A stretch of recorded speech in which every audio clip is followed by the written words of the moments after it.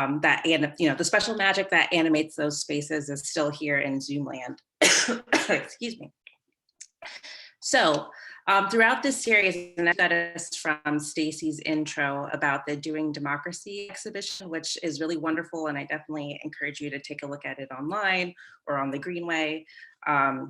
We are going to be exploring what civic dialogue can look like in doing poetic investigations to bring multidimensionality and our lived experiences into reflections on democracy, civic engagement, and civic identity. So in our last program, we talked about the idea of civics as who we are / who are we. And tonight, we'll be looking at a literary and visual prompt on the theme of civics as family, history, and geographies. So when we think of governments or citizenships, those things are very much defined by nations and borders. But our families and our families' geographies and our families' histories often transcend borders, even as they might be tied to them. Stacey, can you advance the slide? Awesome. So the work that we're going to be looking at is a passage from the book Dictée, which is this really wonderful book here, which was written by Teresa Cha in the early 80s. And just to give a little bit of context to her, so she was a Korean American woman. She was born in Korea. Her parents actually grew up in Manchuria because Korea was occupied by the Japanese. So after World War II, her parents moved back to Korea where she was born. And they eventually, because of the military regime in Korea, emigrated to the Bay Area in the United States. So just from that little brief intro there, you can kind of get a sense of a lot of dislocation, a lot of kind of power struggles. And this is really evident in the passage that we're going to read and in the full book itself, which I definitely encourage you all to look at if you find that you like this passage. I'm going to copy and paste the text of this into the chat. And I'm going to ask if somebody would be willing to read it, if they could hand, just to read it out loud to the group.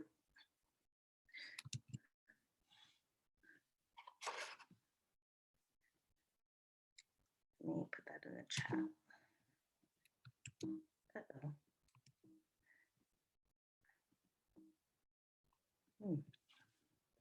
My paste isn't working in Zoom. Try this again.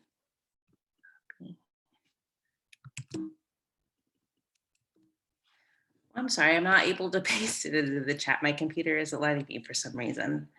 Oh, thank you, Stacey. Would anybody be willing to read this for the group?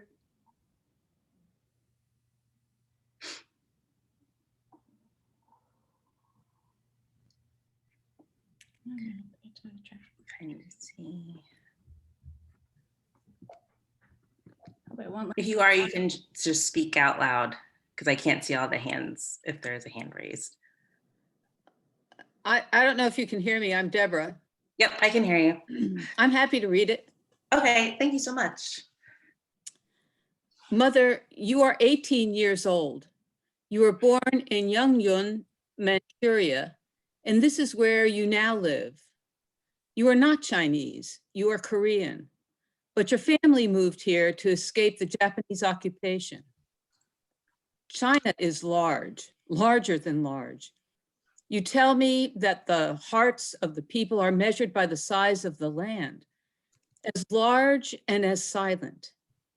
You live in a village where other Koreans live, same as you, refugees, immigrants, exiles, further away from the land that is not your own any longer. You did not want to see, you cannot see anymore, what they do to the land and to the people, as long as the land is not your own, until it will be again. Your father left and your mother left as the others. You suffer the knowledge of having to leave, of having left. But your mom, spirit has not left. Never shall have and never shall will, not now not even now, not now. Wait, I'm lost. Not now, not even now. It is burned into your ever-present memory, memoryless, because it is not in the past. It cannot be, not in the least of all pasts. It burns, fire, a light, and flame. Mother, you are a child still at 18. More of a child since you are always ill. They have sheltered you from life. Still, you speak the tongue of the mandatory language like the others. It is not your own. Even if it is not, you know you must. You are bilingual. You are trilingual. The tongue that is forbidden is your own mother tongue. You speak in the dark, in the secret. The one that is yours, your own. You speak very softly. You speak in a whisper, in the dark, in secret. Mother tongues is your refuge. Thank you, Deborah. That was a beautiful reading. Thank you. Appreciated the opportunity. So I'd love to hear from you all what your immediate impressions are of that passage. You know, phrases, sentences, words that stuck out to you, feelings that you had while reading it, what you thought of the rhythm, the pace, maybe the use of tense here, the way that the picture is right next to the text. So any of that or none of that, whatever, you know, struck you or resonated with you. And you can, oh, go ahead. This is Jenny. Yeah, I immediately thought of the Carlisle School, Indian School in Pennsylvania, which I'm aware of only because many years ago, a theater company that I worked with in Bethlehem did an exchange program with the Mescalero Indians out west, and exchange with Latinx middle school students here in Bethlehem. And both groups visited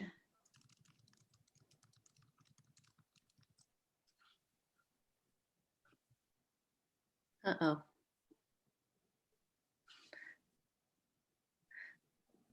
I think she froze. Yeah. It's frozen. Hopefully she'll come back. It reminded me of that. Yeah, very, very powerful. We lost you a little bit, Jane, at the end. Oh, yeah. Both groups visited the school and mourned the death, both literal and cultural, of children and the native culture due to the mandatory, basically imprisonment of children in these government-run schools. Mm-hmm. Yeah.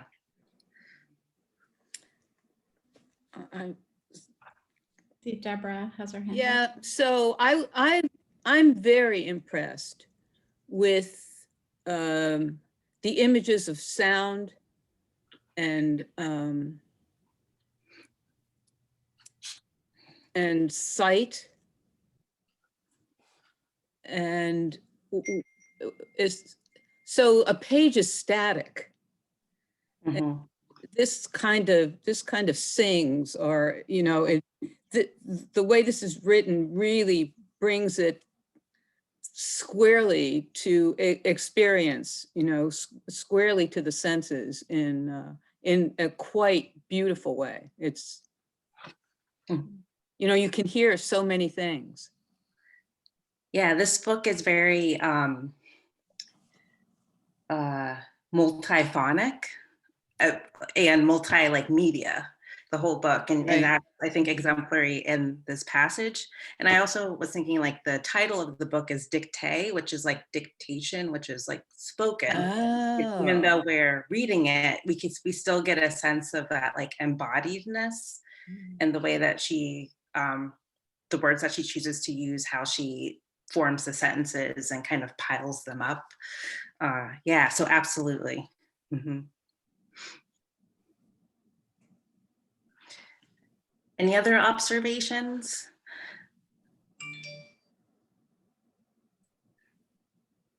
Does the inclusion of the picture add anything additional for anybody?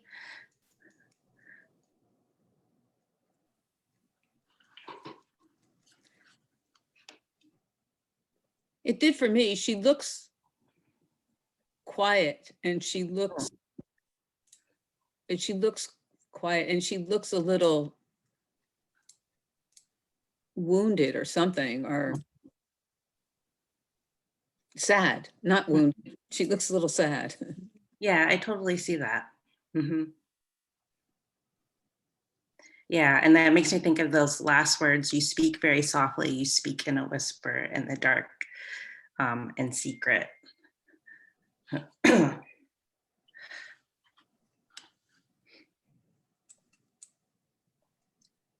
Any other thoughts or observations? Oh, Caitlin, I see you raised your hand.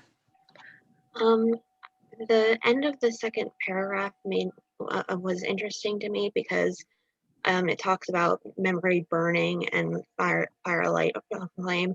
And if I was writing this, I might think instead of with the short, simple sentences to like write it like a run-on sentence, like the fire will never stop. But I think that making it two simple sentences kind of emphasizes how much it hurts. Yeah. If that makes sense. It feels like kind of abrupt. Yeah. Yeah. But I want to make sure that we're staying on time here. So thank you all so much for your observations. So we'll move into looking at the visual part of this, which Stacy will lead us in. So I'd love to just start out looking at this photo and just see if any of you here have observations of what you think is going on here. It doesn't, we do have the title, try not to pay too much attention to that, but what would be your first kind of thoughts on what's happening within this photograph, especially in response to kind of what we just read and what you might, how that might influence what you see here? Feel free to use the chat box.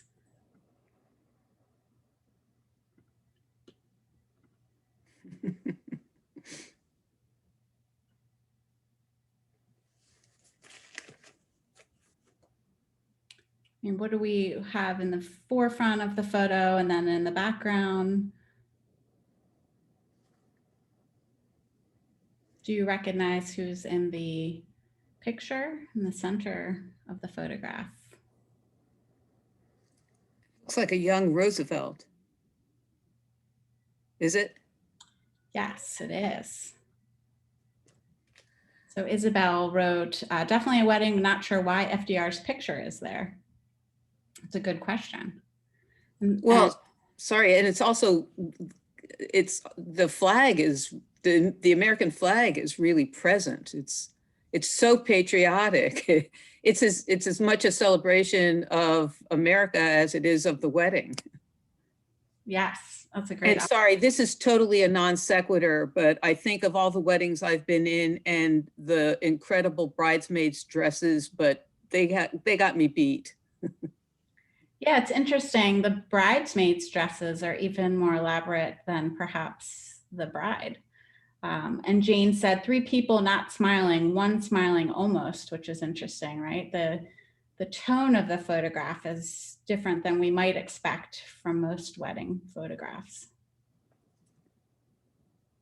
Anyone else have any thoughts on this? Or what we see?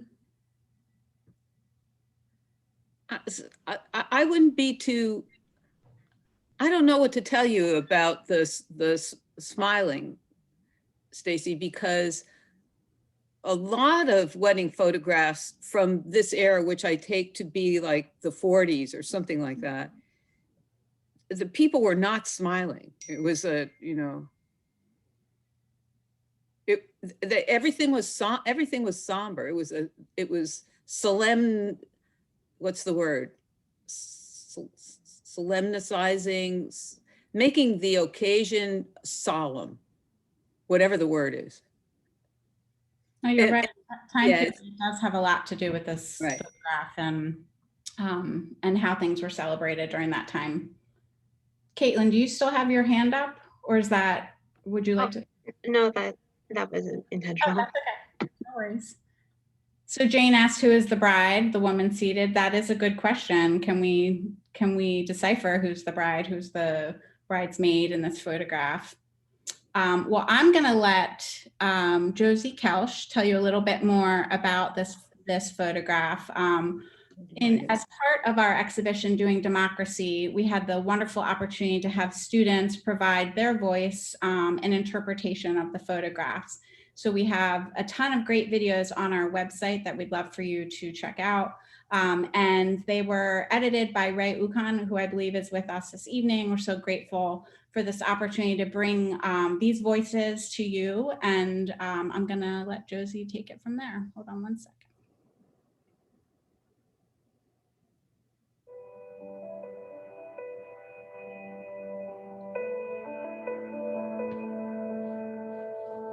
Lou Stuman was an American photographer and graduate of Lehigh University in 1939. He went on to win 2 Academy Awards, one in 1957 for Best Documentary Short Subject, and the second in 1963 for Best Documentary Feature. Pictured here is a photograph from his trip to Puerto Rico. On what should be an overwhelmingly celebratory occasion, the unknown subjects at this wedding appear to lack the typical joyous expressions. In the center lies a portrait of Franklin D. Roosevelt, the President of the United States at this time. Although the reason for including this portrait is unclear, it may serve as appreciation for the president who attempted to assist Puerto Rico as America exited the Great Depression. However, behind them all is a large display of the American flag, which carries with it a long and troubled history with the islands of Puerto Rico. After offering ultimately false promises to protect Puerto Rican lives and property, the United States gained the islands as a territory after the Spanish-American War. The natives' growing crop industry was replaced by farming methods that profited the U.S., throwing many Puerto Ricans further into poverty. Combined with the effects of the Great Depression, these economic challenges grew dire. As a part of his New Deal programs to revive the nation's economy, U.S. President Franklin D. Roosevelt created 2 federal agencies, the Puerto Rico Emergency Relief Administration and the Puerto Rico Reconstruction Administration. While created with good intent, these programs did not uproot the existing economic and political systems which had continually benefited the U.S.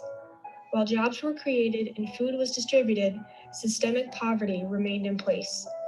With the approach of World War II, the islands were exploited again as a source of military production, and the aim of reform was deferred once more. Since then, fights for Puerto Rican independence and statehood have gained attention, yet the island natives still have no voting representatives in Congress, nor a healthy economy, and no right to vote for president. While Puerto Ricans endure challenge after challenge, the larger and more powerful United States looms over them, waving an American flag to demonstrate their support.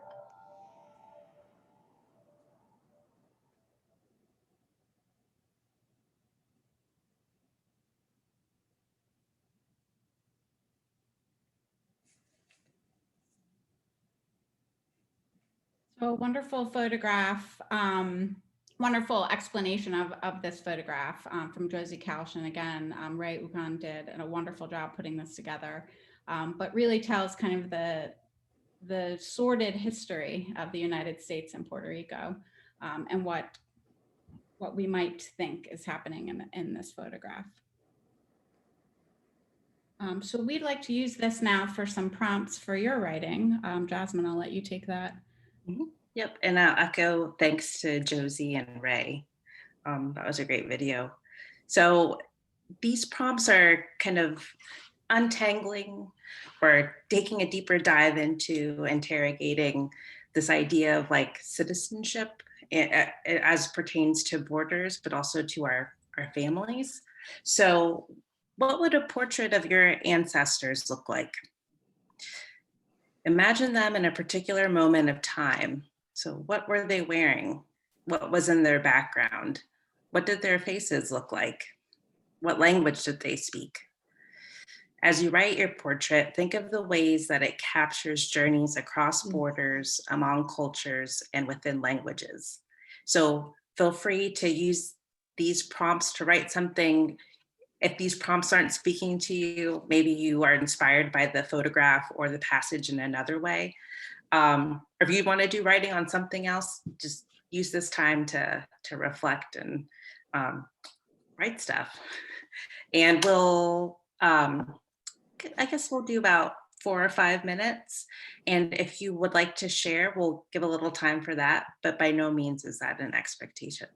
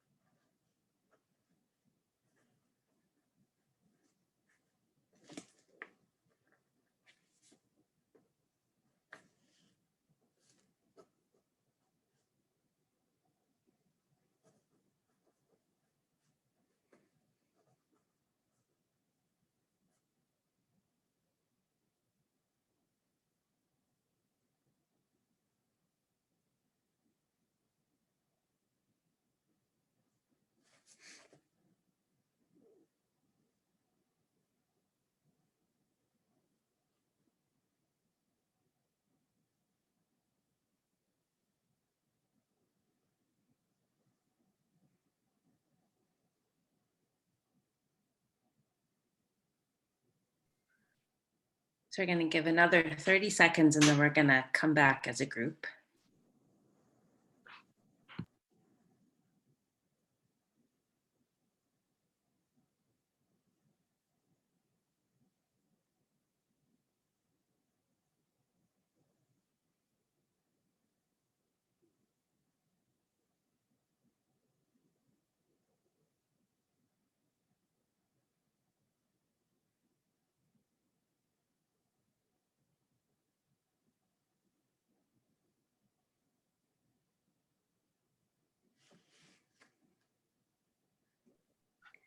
Okay. So is there anybody who would like to share what they wrote? And you can share in the chat or you can share out loud.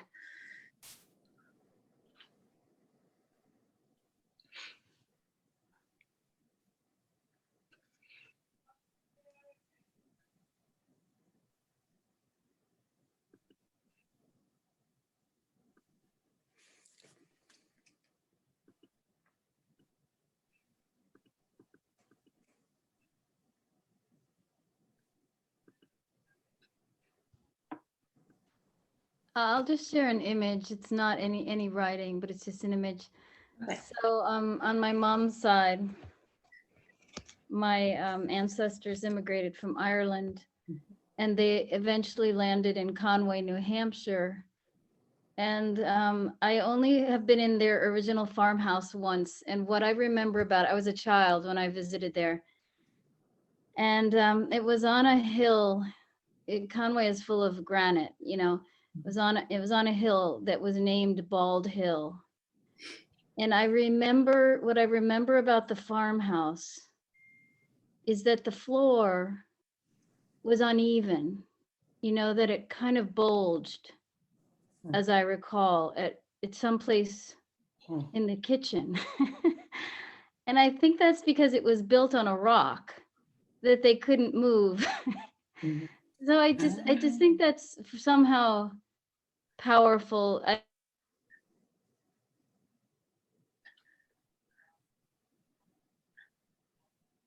Uh-oh, I think did I lose volume? Jane, we lost your volume. Shape of the rock, even though it was wooden. We lost you a little bit again there. Oh my God, I'm sorry. Yeah, you gave us some visuals though. Yeah. But that's really wonderful. I love how incredibly specific that is. Wow. Did anybody else have a specific image in their mind that they'd want to share? Even that's not necessarily the writing, but the image. I will. Okay. Not to bogart the thing. So this image, the nature of the photo brought to mind a photo that I recently uncovered of an old photo of my family. It was probably during the same period. It was probably in the early 40s, maybe about the same time. And it was a picture of a family picnic at Salkin Park in Bethlehem, in front of one of the great stone fireplaces for cookouts. And the thing that was most striking to me is that my grandmother was dressed up and my father was dressed up. He was in his good in quotes, good clothes. They were in public and they wanted to look good. And that's what I look at when I see these people. The food at the picnic was definitely good. Many women cooked and they were as proud of their cooking as they were of the way they looked. They were very proud people. They were proud of their heritage, as proud as these people are of their heritage. And that's, you know, the pride in that these people have in being Puerto Rican is the pride that my folks had in their heritage. And I can see that in them. And I can see that in the picture of my family at Salkin Park.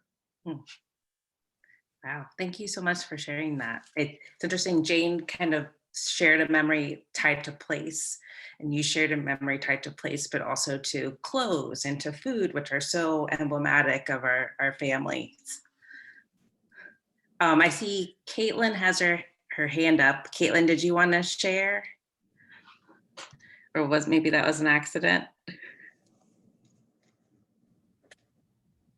I think that was from before, but Lena. Oh, okay, that definitely, okay. Lena has her hand up as well. Lena, would you like to share with us? Sure, I can share another image memory. Okay. My family immigrated from Sicily in 1903 to Pueblo, Colorado, and there is a photograph of my family when they had just first come over, and they're standing in front of a car and they're on a picnic, and it's for me, it has sentimental memory because we still go back to the place where they used to spend their summers and have family reunions. And so I connect something that happened over 100 years ago to something my family still does. And so that's why it's Very cool. Oh, I love that. Thank you so much for sharing that, Lena. I would love to hear from more of you, but in the interest of time, I'm gonna keep moving forward. But I think, I was at an event earlier today where we were talking about how just thinking of our ancestors can kind of give us strength and hope. And sometimes I wish I could just pull up like a little holograph of like my great grandmother and just talk to her, and I can't do that, but I can certainly hold the spirit of her in my heart. And I certainly encourage you all to do that too. And so thank you so much. And I'm definitely looking forward to hearing from our readers who are next.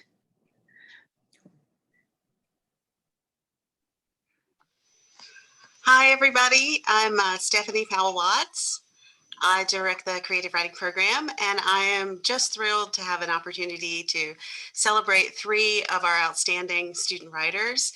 These writers have all distinguished themselves as being curious and courageous and thoughtful and exploring the human conditions in all kinds of different ways, and by their extraordinary command of the craft of poetry and of fiction writing.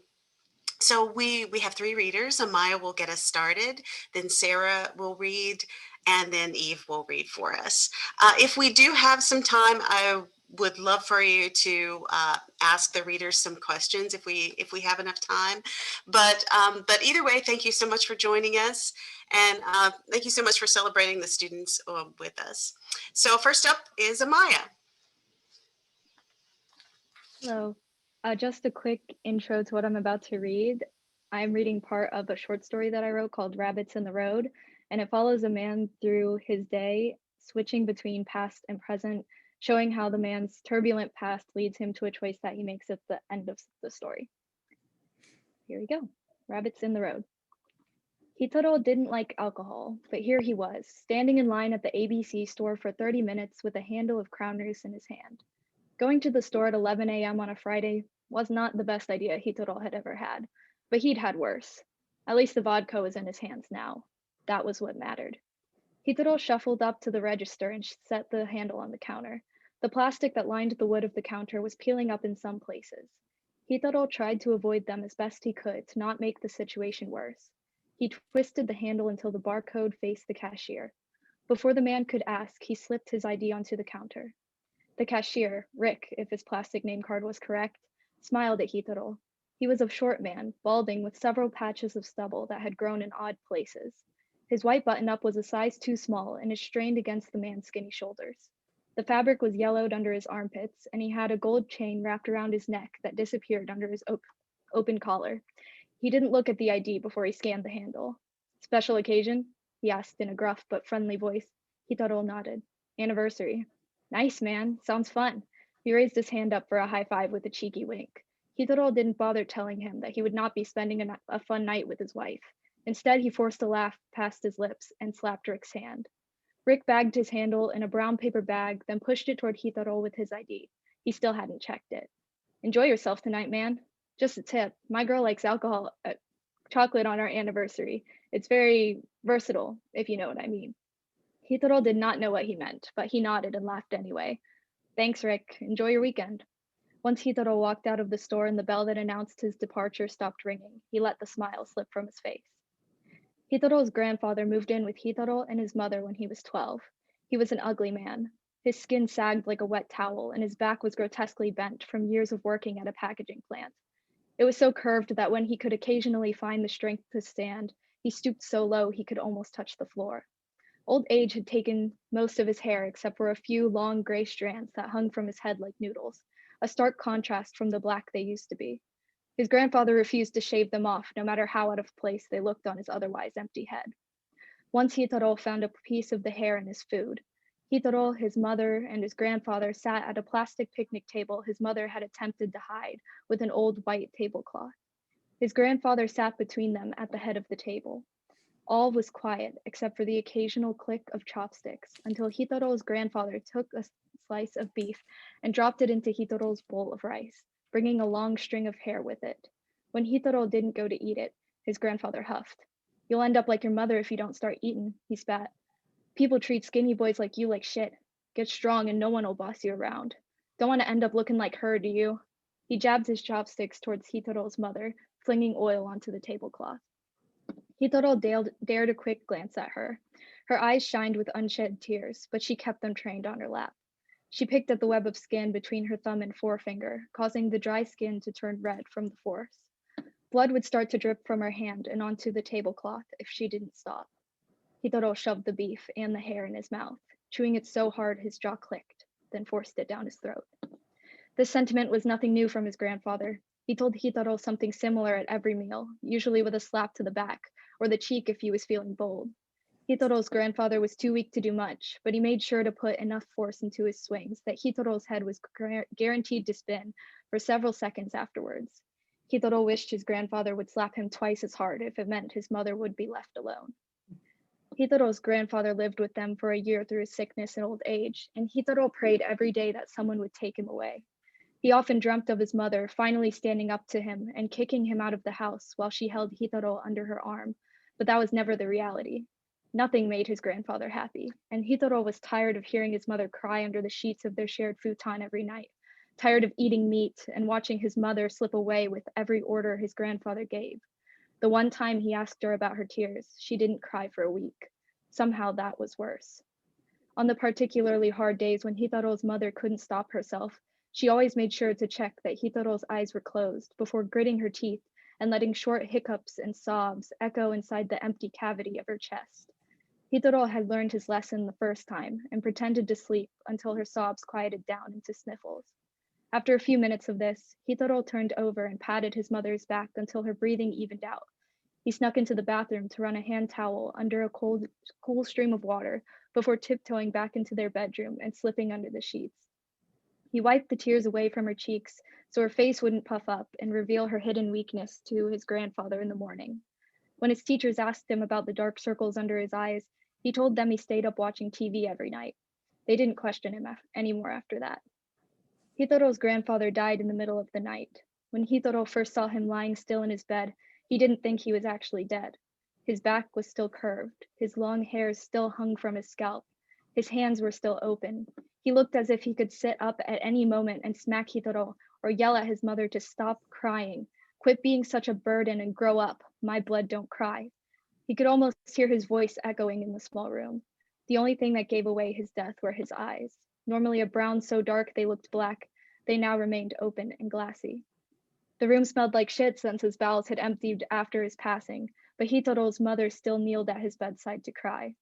Hitaro bent down beside her and patted her back like he always did, fighting the urge to gag. Thankfully, his mother didn't cry for long. She stood up when she was done, wiped her eyes with a sniffle, then called the funeral home. They came to pick up his body an hour later, and they never saw him again. Hitaro thought it was a fitting death, but there was no way a man like his grandfather would leave this world without digging his claws in and dragging his family down with him for as long as he could.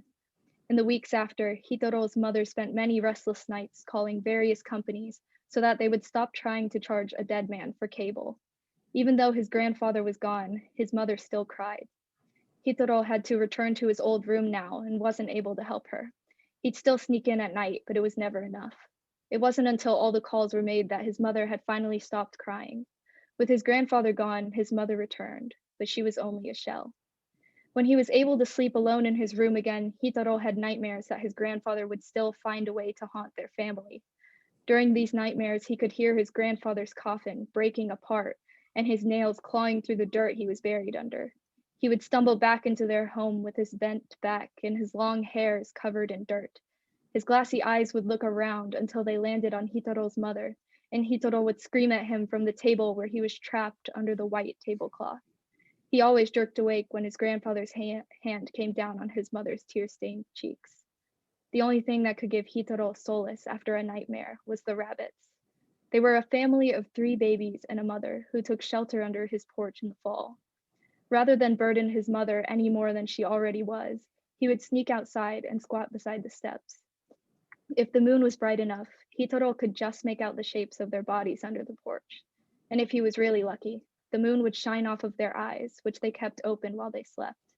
The rabbits reminded him of himself, alone, and clinging desperately to their mother to try and find any way to survive. Hitaro felt sure that the rabbits would protect him if his grandfather ever decided to return.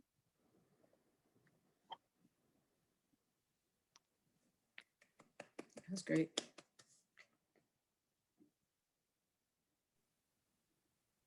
Okay. So I have 2 poems that I'll be reading from. The first one is called Kensington 2021. And it has a lot to do with some of the interactions I've had recently with people who are suffering pretty significantly from America's opioid epidemic. So Kensington 2021. This glowing soul, not yet the shattering glass thing on the cold ceramic floor, where the white tile is grouted in red wrought iron. It is dried brown, dead and broken on this kitchen ground. Before the soul was a ripe and sheltered thing, whole by its insistence on the suckling vine. The shattering thing is not this soul, the broken ceramic one. The gaps and cracks repaired with dollar store superglue cracked open again. Only the gold and green new grout will last, only the gold.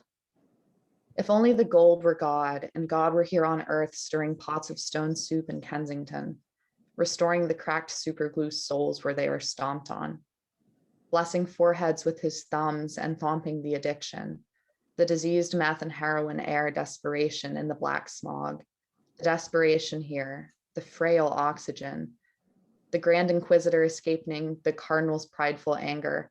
If only God were healing hands here, holding cold hands here, restoring the aches and pains and longing here. Only the gold and green God of this earth can make this place clean and calm. The Kensington street corner, relentless. And the second one is called Poetry of Doubt and Suspicion, which is based on a poem written by Haki Madhubuti called For the Consideration of Poets. And I read that poem and it blew my mind. And this was my best attempt to try to answer his call in that poem. Forgive me, because it gets a little sensitive in nature.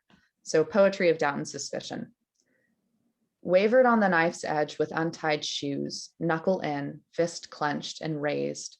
I have seen days like these come before and end, and at their end go home and forget that the day was a day to begin with. His body fell in the river, and did it make a sound when the car of the white boy backfired but made it across the bridge? His license plate not recorded. Was there a sound? She walked between the 2 buildings to get home from work, and her body pinned on the ground. Did she make a sound? Did he, holding her down, make a sound? There to freeze in the cold, dead air, did he leave anything there beside his taste in her mouth? He was 12 in August, celebrating his birthday on the side of his street. The policeman drove and without stopping his car shot to kill. And when he crumbled on the ground, did he make a sound? Did he whimper? Did he know? She was attacked in the bathroom, shoved hard against the stall, and beat within an inch of her life by the attendant. And when her skull cracked against the tile, did she scream? Or instead, did the last ember of life whimper from her mouth like a piece of unwanted pollen spat back on the pavement? Because that's just the way it is. I have seen days like these come before an end, and at their end go home and forget that the day was a day to begin with. So for now, knuckle in, fist clenched and raised, making armed peace with resistance. No doubt, no suspicion. Thanks.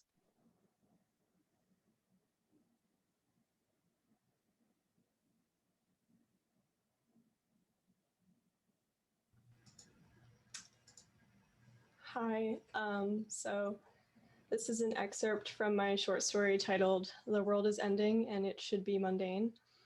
It's about the choices you have as the world is ending and how actually the world is always in a constant state of ending.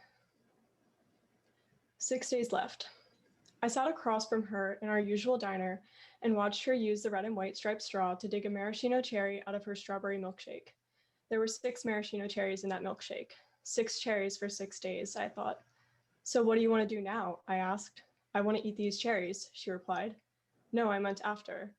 Oh, she popped a cherry into her mouth. I have a paper to write. I blinked. I shook my head. I don't know why I was still surprised. I peered around the mostly empty diner, my eyes landing on the lone man at the booth in the opposite corner. He had an entire feast before him. French fries, 2 shakes, 3 burgers, an ice cream sundae, a plate of pancakes, a few unidentifiable sandwiches that I'm sure were loaded with calories. I turned back to Alice. What do you mean you have a paper to write? It's for my anthropology class, she said. You know, the one on death and dying. So you're still going to ignore that the world is ending? I gestured to the empty diner. The man looked over and then went back to eating his second burger. There were no cooks, no waitresses. The only sound was Alice slurping her milkshake and the faint music emitting from the tinny speakers. Oh, I'm not ignoring it, Alice said. She reached for a fry that was on my untouched plate. We'd gone into the kitchen to make them ourselves, and we hadn't cooked them long enough in the fryer. Their texture was all wrong. What do you want to do? She asked. I watched her continue to reach across the table and eat my fries. It was a Tuesday night. We always came here on Tuesday nights. She was wearing her blue jacket, the one she rarely took off in the winter. Though it was warm in the diner, she kept it on, unzipped just a little to reveal a fuzzy light yellow sweater underneath. I always said I would follow her anywhere, so when she asked if we could go to the diner tonight, I abided by that promise. She was the love of my life, and she was sitting across from me in this abandoned diner 5 days after we learned our fate, pretending it didn't exist. Now she was asking me if I would still follow her anywhere. I also have a paper to write, I lied. I reached for her milkshake and ate one of her cherries. So you want to go to the library then? I'm pretty sure the power is out there, I said. We can go to Rylite Hall. The power's still on there. 4 days earlier. We were in the library when we heard the news. There was an eruption of phones buzzing and ringing, followed by screams and sobs. A chilled silence settled over the sea of tables and desks after the students and staff fled. Notes and laptops were left scattered amongst the tables, no longer important or necessary. I sat next to Alice at the desktop she called her second home on the 3rd floor of the building. She continued to type away at whatever assignment she was working on. She ignored her vibrating phone next to her, eventually shutting it off. Tears fell down my face silently as I watched her continue to work. I had shut my phone off too, but only after I had texted my parents and brother that I loved them. Alice, I tried. It was the first time either of us had spoken since we'd both read the news on our phones. What? She asked. She didn't look away from the screen. We should go. Why? I heard the sound of a sob coming from the far corner of the library. I turned to see one of the librarians quietly pulling books off of a nearby shelf. He read the title and either placed it back on the shelf or in a small book bag he was holding. As I peered around the space, there were a few other students left. Some were sitting quietly, too numb to move. Others were typing away at their laptops, much like Alice. Alice, let's go. I began to pack up my things as she continued to work. I picked up my fluid mechanics textbook before hesitating and putting it back down on the table. I stood up and slung my empty backpack around my shoulders. I have to finish this, she said. It's due tonight. Alice, I want to go home. I began to cry, noisily this time. She finally looked up, her expressionless face contorted into a grimace at my pain. Okay, she said. I'm sorry, Noah. We can go. Alice closed the window she had opened on her desktop. She packed her bag with her notebooks and pens. When we got to her apartment, her roommates were gone. We argued about whether or not to watch the news. We came to an agreement. We could watch an hour of the news if we got to watch a movie of her choice afterward. Probably E.T. or Gremlins, but she didn't know which one yet. The usual newscaster was absent, replaced with a young reporter I didn't recognize. The world was going to end in 11 days. Earth sat directly in the path of a meteor. It was one of those things you saw in movies, a universe that only existed in fiction. There was no escape, especially not in our tiny college town nestled into the Rocky Mountains of Colorado. but mostly everyone left, no one wanting to spend the last of their days in a place so mundane.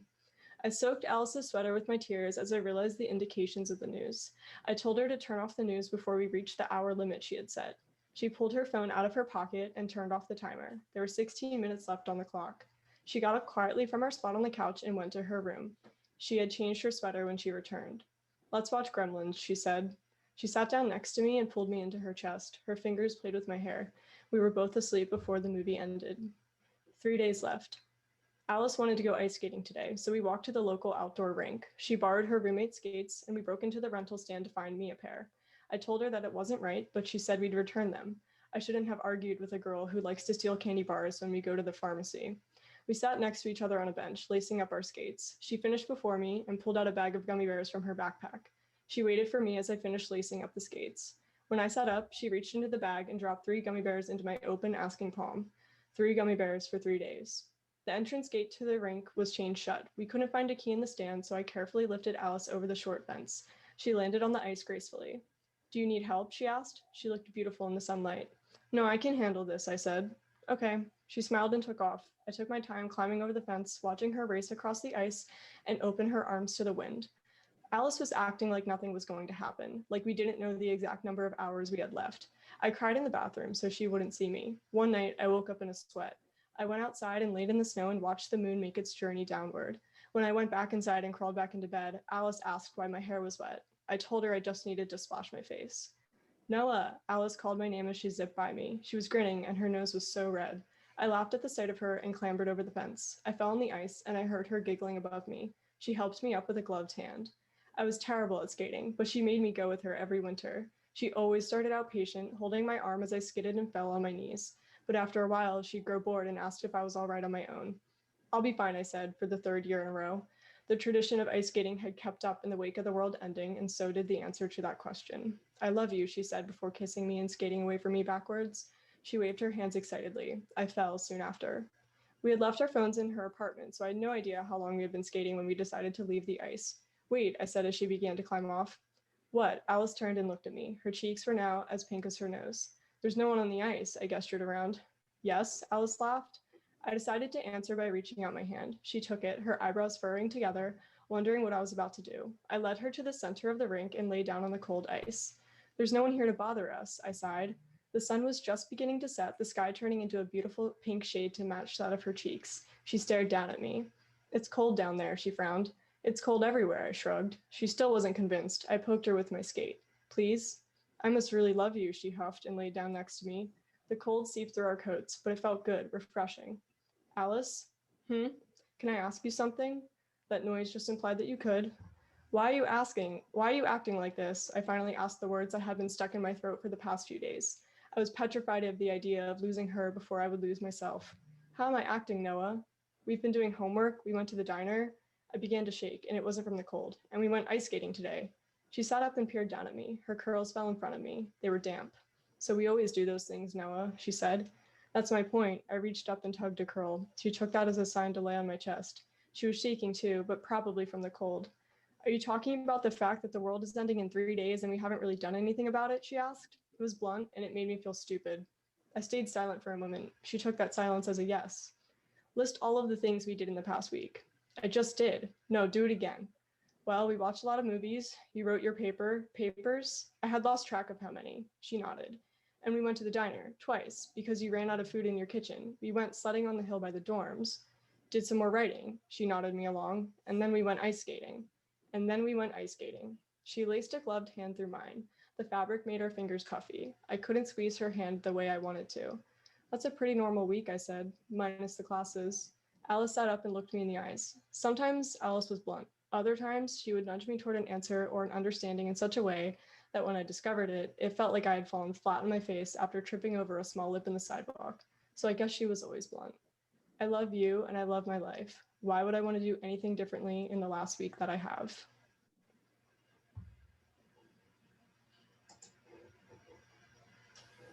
Thank you so much. Can we give the readers a hand? Was fantastic. Bravo. Yes, absolutely wonderful.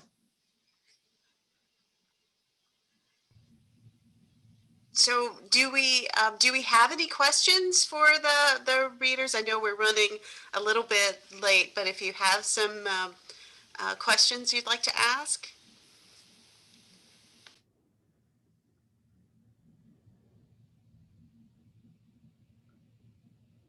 Or a response.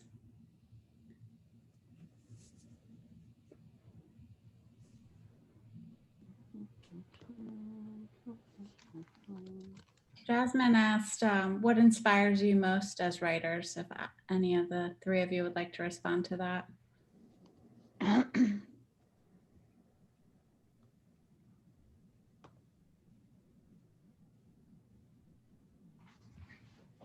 I can speak on it a little bit. Are you talking inspires like ideas or? Whatever inspiration means to you, yeah.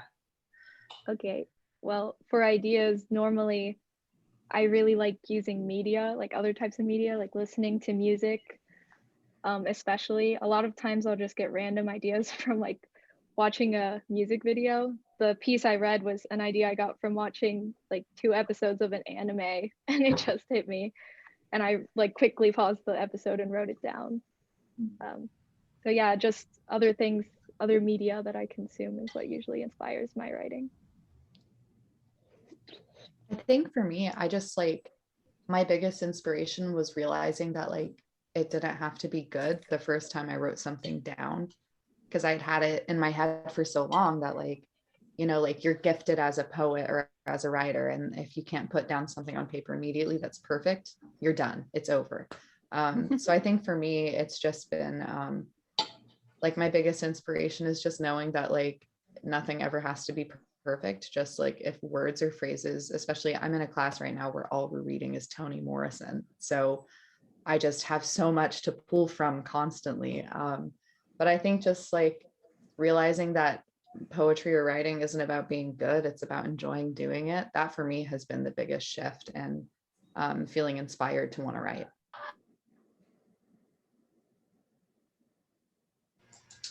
I think for me, so I study theater. That's one of the things I study here because I'm in the Ideas program.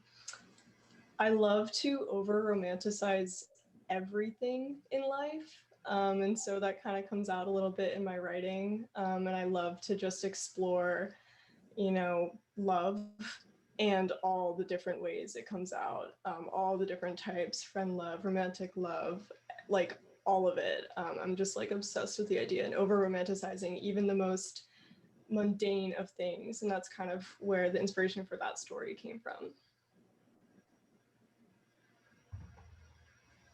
Thank you all.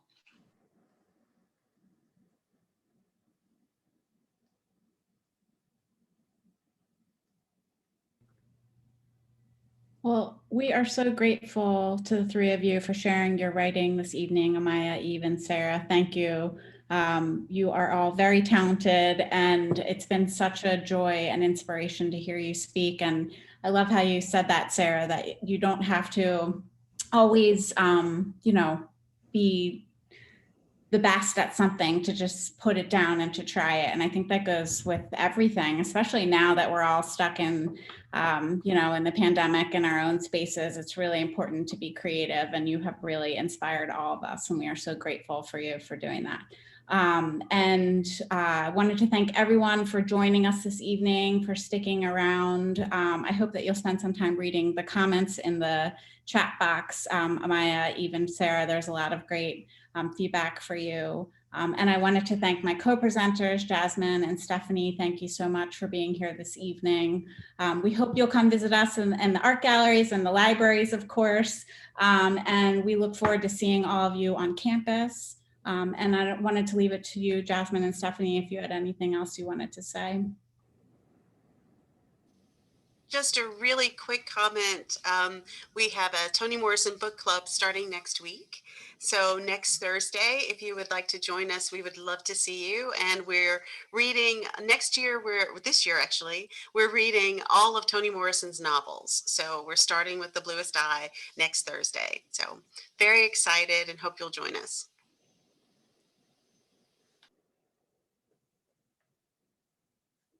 forgot to share that. Here's the information. You can also find it on our websites. But thank you so much to our presenters this evening. Thank you so much to everyone for joining us. And we look forward to seeing you at our upcoming events and our next Notations event on March 11th.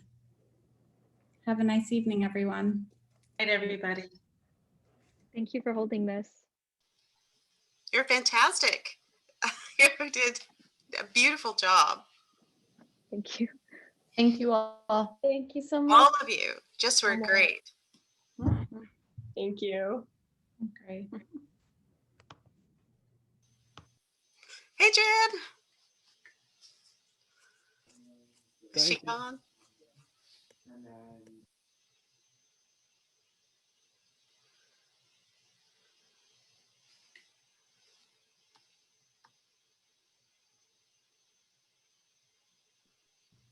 I'm going to save the chat in case we want to share that with our presenters. So, Stephanie, should Stacy and I just show up to the bluest sky, or do we need to do anything? Well, Stacy, you better stop recording, or can I do that? I think Be able to. I got it. okay.